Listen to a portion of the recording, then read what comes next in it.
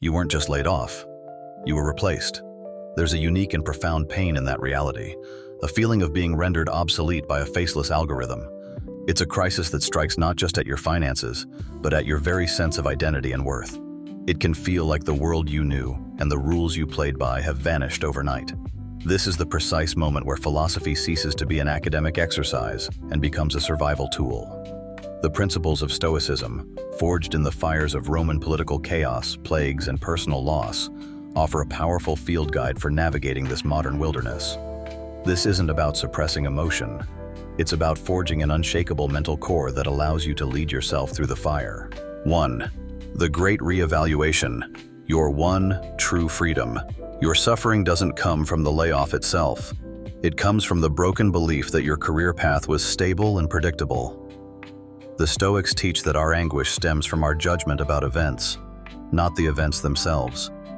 You feel the world has been unjust, and perhaps it has. But clinging to that judgment is a prison. The most powerful mindset shift you can make is to accept the indifference of the technological wave sweeping our world. It is not personal. It is a force of nature, like a storm.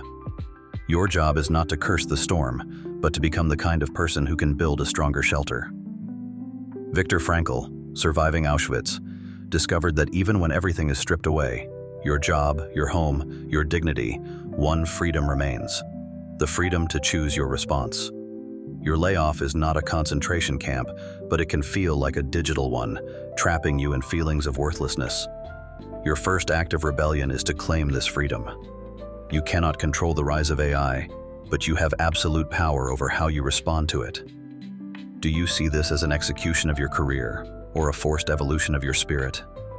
This choice is the foundation of your comeback. 2.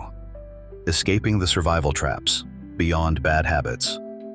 In this new reality, certain behaviors are no longer just bad habits. They are lethal survival traps that drain your energy and cement your sense of victimhood. The trap of complaining.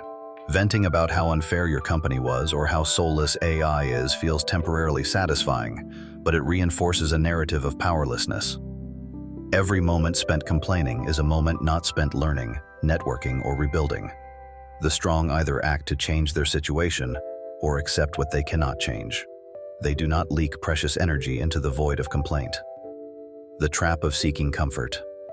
Your old comfort zone, your job, your routine, has been vaporized. The natural impulse is to retreat into artificial comfort, binge watching, excessive drinking, endlessly scrolling through social media. But growth only happens at the edge of discomfort. Your new frontier is the awkward networking call, the first hour of a confusing coding tutorial, the vulnerability of asking for help. Intentionally choosing this productive discomfort is how you expand your internal world while your external one has shrunk. The trap of excuses. I'm too old to learn this. I'm not a tech person. The job market is impossible. These are not statements of fact. They are shields made of fear. Fear of failure, fear of looking foolish, fear of not being good enough. A mentally strong person dismantles these excuses and faces the cold, hard reality. The reality is that you must adapt. Take responsibility not for the layoff, but for your response to it. The trap of needing approval. Seeking validation from former colleagues or family who don't understand your situation is a path to madness. They may offer pity, which weakens you, or bad advice, which misleads you. The only approval that matters now is your own. The quiet self-respect earned by doing the hard, necessary things each day, even when no one is watching. 3. The Reinvention Regimen. Your daily construction project. Building a new version of yourself is a construction project. It doesn't happen through inspiration. It happens through consistent daily labor. Voluntary discomfort. This is your new training. It's not just a cold shower. It's sending that one email you've been dreading. It's spending 30 minutes on a technical subject that makes your head spin. It's practicing your elevator pitch until it no longer feels alien. These small acts of courage build the willpower you will need for the larger battles. Movement. Job loss often leads to depression and inertia, trapping you in your head. Physical movement is the antidote. Reclaim your physical agency. Go for a run, lift weights, do push-ups. Exercise doesn't just build your body, It builds self-respect and proves to yourself that you are still a force of action in the world. Stillness. Your mind is a storm of anger, fear, and uncertainty. Meditation, or even just 5 minutes of silent, focused breathing allows you to observe these emotions without being swept away by them. In stillness, you learn to separate yourself from your feelings. You are not your anger. You are the one who observes the anger. This separation is the key to clear-headed strategy. 4. Failure as data. Redrawing your map. You are entering a new territory where you are a novice again. You will fail. A job application will be ignored. An interview will go poorly. A new skill will seem impossible to master. The Stoic mindset reframes failure entirely. It is not a verdict on your worth. It is simply data. Failure is a map that reveals your weaknesses.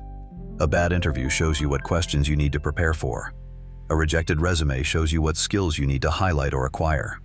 Sarah Blakely, the billionaire founder of Spanx, tells of her father asking her every day, "What did you fail at today?" He wasn't encouraging failure. He was encouraging the courage to try things where failure was a possibility. Your task is to collect failure data and use it to adjust your course, relentlessly moving forward. 5. Emotional mastery. Leading yourself under fire. You will be tested. You will see a former colleague post about their new promotion on LinkedIn, and you will feel a surge of envy and bitterness. You will receive a cold, automated rejection email, and you will feel despair. Stoicism teaches not to suppress these feelings, but to master your reaction to them. The practice is the Stoic pause. Before you react, before you fire off an angry comment or sink into a spiral of self-pity, stop. Take a breath. Ask yourself, is this event worth sacrificing my peace of mind for? Marcus Aurelius wrote, "You have power over your mind, not outside events. Realize this, and you will find strength." You cannot control the LinkedIn post or the rejection email, but you can control whether you allow it to ruin your day and derail your progress. This mastery is your superpower. 6. Building your inner operating system. In a world upgrading to AI, you must upgrade your internal operating system.